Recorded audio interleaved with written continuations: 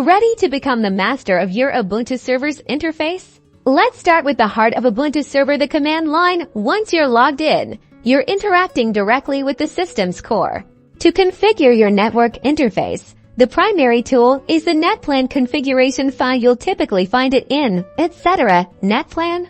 Use a text editor like Nano to open and edit this file. The exact name might vary, but it usually begins with a number and ends with YAML.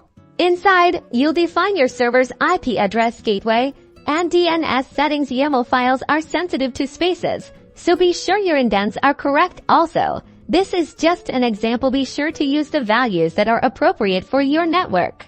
Once you've made your changes, apply those changes by running the sudo netplan apply command. This updates your server's network settings. If you have Cockpit installed, a web-based interface for Ubuntu Server, you can manage your server from your web browser. Cockpit offers a user-friendly way to monitor server resources, review logs, and in this case, configure your network. In Cockpit, navigate to the networking section here. You can view and edit your network interfaces, add bridges, and manage network bonding. Click on the individual interface you want to manage and easily modify the IP address, gateway, and DNS settings directly within the browser. Cockpit simplifies network configuration without the need for command line expertise.